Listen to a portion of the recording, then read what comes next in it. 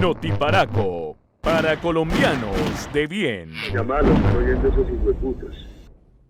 Bienvenidos a Notiparaco, noticias para colombianos de bien y para gonorreas claramente también. Y hay que decir que empezamos este Notiparaco hablando del novelón que se armó con la llegada de Armando Benedetti a Colombia, porque eso ha hecho que los medios nacionales corporativos de este país nuevamente crean que pueden coger y desestabilizar al gobierno con esta noticia. A ver, el caso de Benedetti aquí en el gobierno de Petro les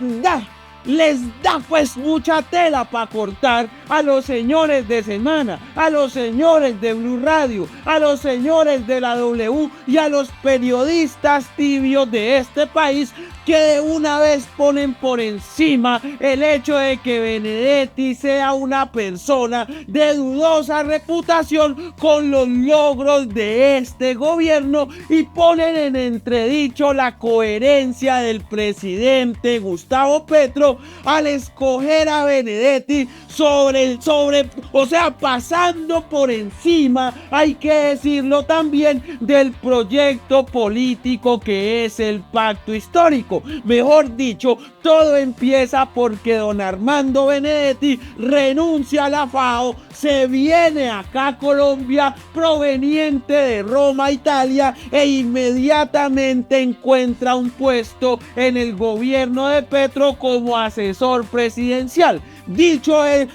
por el mismo Benedetti, con las palabras de Benedetti, voy a estar cerca del presidente Gustavo Petro y voy a estar cerca de Laura Sarabia, quien también es una persona a la que se le ha cuestionado mucho y de la cual el proyecto político del pacto histórico que se acomoda a la izquierda, pues dice que ella no tiene nada que ver con las luchas sociales, no tiene nada que ver con lo que se logró a favor del presidente Gustavo Petro para que llegara a la presidencia, y que no se explican por qué Petro sigue metiendo las manos a la candela por el señor Armando Benedetti y por la señora Laura Sarabia. Y entonces los periodistas y la oposición y las gentes divinamente, que son las gentes de bien de este país, ya le están cayendo de nuevo a Petro por la llegada dramática de Benedetti, ya casi que acabándose el año, a recibir un cargo por el cual muchos dicen que no está preparado. Pero entonces esto tiene una escena detrás, pero entonces esto tiene un comienzo y esto tiene un origen que nos devuelve 2 años a la campaña del señor Gustavo Petro, a la cual, hay que decir, el mismo establecimiento de poder le exigió vincular a agentes o a personas que pertenecieran a diferentes proyectos políticos acá en Colombia. Mejor dicho, al presidente Petro se le exigió que hiciera una especie de acuerdo a lo que él llamó el pacto histórico, y que en ese acuerdo recibiera gente de todas las procedencias políticas,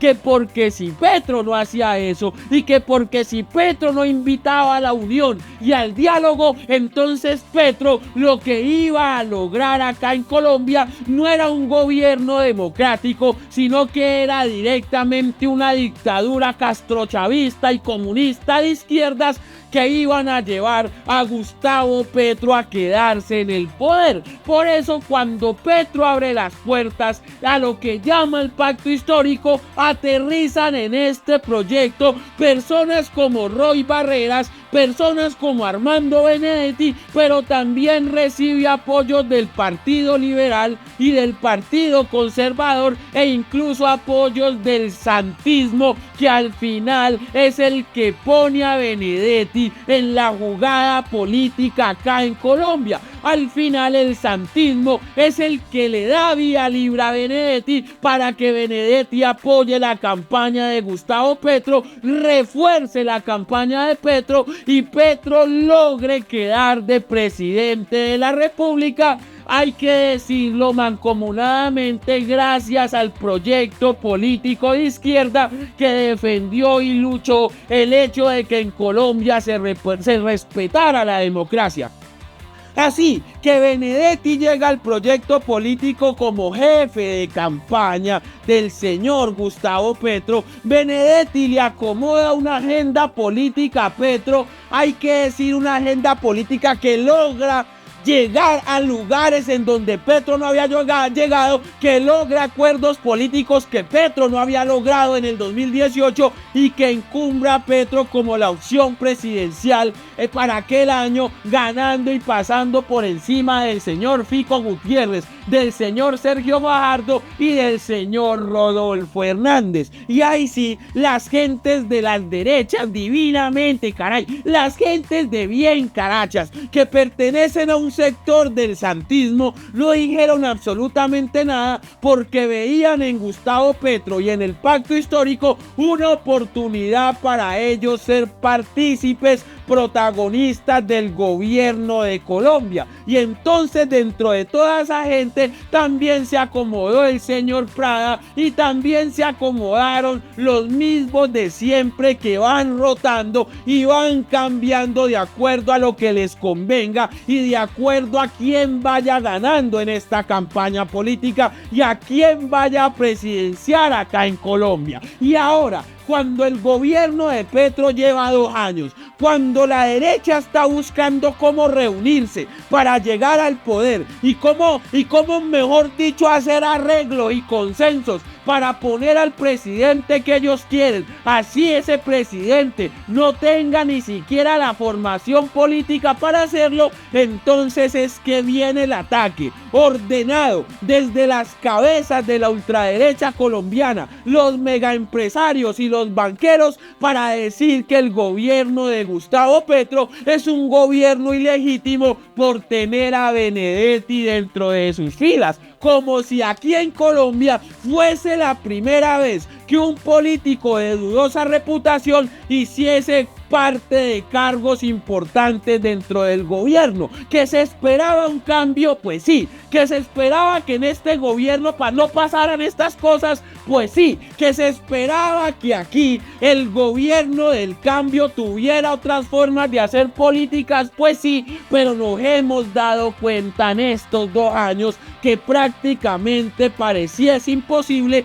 romper ese círculo de corrupción que hay en Colombia, romper ese círculo de burocracia que hay en Colombia, y nos toca reconocer que la corrupción es un ente que funciona por sí solo, o sea, de forma autónoma, y que pareciera no tener ideología política. Entonces lo que piden ahora las gentes de bien que toda la vida han gobernado en Colombia, que toda la vida han tenido el poder y que no han hecho absolutamente nada por cambiar lo que aquí en Colombia se conoce como democracia y política, ahora sí estas personas exigen que este sea un gobierno diferente a todos y un gobierno impoluto, y al mismo tiempo dicen que es que no hubo cambio y todo siguió en lo mismo. Y entonces le dicen a la gente que no hubo cambio y que todo siguió en lo mismo, pero son ellos los que quieren volver al poder, o sea, dándonos el mensaje de que quieren volver a lo mismo.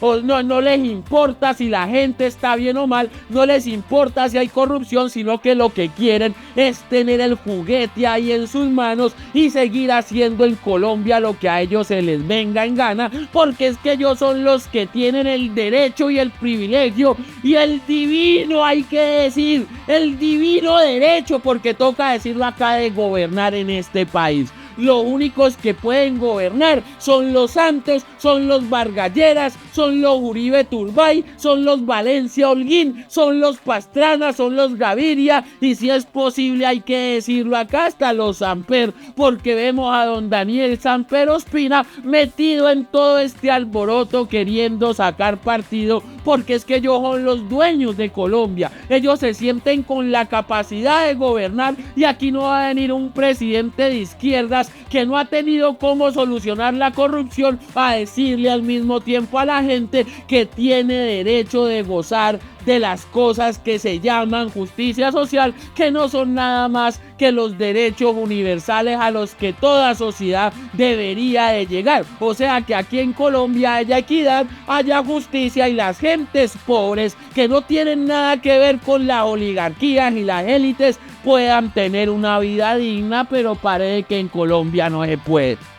Doña Vicky Dávila salió a decir: mírenlos, ahí están haciendo lo mismo de siempre, es que no cabe duda de que este gobierno es un gobierno corrupto, y doña Vicky Dávila fue la que empezó a encumbrar el hecho de que Benedetti estaba siendo corrupto dentro del gobierno de Gustavo Petro. Doña Vicky Dávila fue la que vinculó al señor Armando Benedetti con el hecho de presionar a la señora que ayudaba en la casa presidencial, dizque porque la señora se había desaparecido una plata y esto terminó en que se movieron plata en maletas, o sea, movieron muchísimo billete en maletas, dizque por orden de Benedetti y por orden de Gustavo Petro, y que Laura Sarabia se estaba prestando para que Benedetti lavara plata dentro del gobierno de Colombia. Estas son las alturas, y no es que digan: ay, es que está defendiendo a Benedetti, que ni Vicky Dávila ni Revista Semana han mostrado las pruebas de lo que dijeron, que ni Vicky Dávila ni Revista Semana nos mostraron al testigo estrella que tenía toda la información de que supuestamente Armando Benedetti estaba moviendo plata en maletas dentro de la casa presidencial. Y lo más trágico de esto es que no hay pruebas tampoco de que Benedetti mandó a chuzar a la señora que ayudaba en la casa presidencial, dizque para meterle miedo y así gestar su plan maligno. Seguido de esto, la mismísima Vicky Dávila y Revista Semana publican un audio de Benedetti hablando con Aida Merlano, en donde supuestamente están confesando que el señor Armando Benedetti planeó con Aida Merlano la presidencia de Petro, o sea, recibió ayuda de Aida Merlano para que Petro llegase a la presidencia. Da la casualidad que es la misma Vicky Dávila que negó bajo todas circunstancias que Aida Merlano le había mandado pruebas para caerle al clan Char. O sea, Aida Merlano tiene las pruebas de que el señor de los señores, del clan Char y del clan Gerley le dieron plata para tráfico y compra de votos y para que ella llegase al Senado. Vicky Dávila salió en defensa del clan Char, Vicky Dávila salió en defensa del clan Gerley y Vicky Dávila sale en defensa del clan Géneco, que es el clan al que pertenece su esposo, que también ha sido vinculado en tráfico y compra de votos y desplazamiento de campesinos para quedarse con tierra. Al final hay que decir que el clan Géneco es un clan servil a la derecha y a la ultraderecha colombiana, más precisamente al uribismo, que el clan Char también es lo mismo en la costa y apunta al candidato de Uribe, y que al final Vicky Dávila va a recibir financiación tanto del clan Char como del clan Géneco para ella llegar a la presidencia. Seguido de eso, porque es que hay más, Vicky Dávila publica unos audios de Armando Benedetti en donde supuestamente y presuntamente Armando Benedetti le dice a la señora Laura Sarabia que es que él va a sapear a todo el mundo y que todo el mundo va a caer porque presuntamente Benedetti recibió dineros ilegales para aportar a la campaña de Gustavo Petro, cosa que tampoco ha podido demostrar Vicky Dávila y cosa que tampoco ha podido demostrar Revista Semana, y que nos queda claro que fueron actos que fueron premeditados para la campaña presidencial de Vicky Dávila y de Revista Semana. De lo que se ha acusado a Benedetti durante el gobierno de Gustavo Petro, nada, absolutamente nada se ha podido comprobar, pero Revista Semana, la ultraderecha y todos los del Centro Democrático, los banqueros y los megaempresarios de este país se empeñan en seguir manejando esta agenda para desestabilizar a este gobierno y poder hacer que llegue su alfil para el 2026, que es la mismísima Vicky Dávila, que llevaba 2 años haciendo campaña disfrazada de periodismo y metiéndole miedo a los colombianos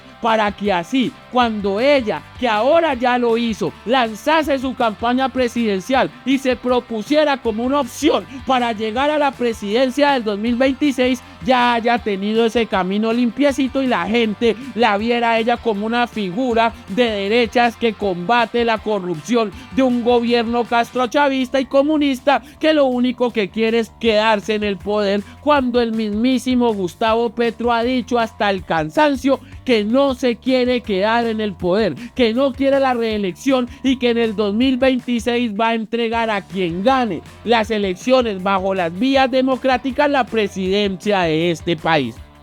Así que todos aquellos que están haciendo escándalo con lo de Benedetti tienen que entender que eso no nibula ni tampoco eclipsa todo lo que ha hecho este gobierno, que no les ha caído muy bien a los divinamente, caray. Por eso, y tampoco se habla de esto, es que la marcha uribista fracasó, y fracasó rotundamente, porque es que ya nadie les come ese cuento, ya nadie les traga esa película de que el país va mal, y absolutamente nadie se siente representado, ni por María Fernanda Cabal, ni por Pacho Santos, ni por Diego Santos, ni por Vargas Lleras, ni por el uribismo, ni por esa sonada de ultraderecha que lo que buscan es engañar incautos a punta de mentiras. Por eso es que también está la campaña de desprestigio a los medios de comunicación alternativos, para poder así, a través de los medios corporativos y el elitismo en Colombia, y a través de las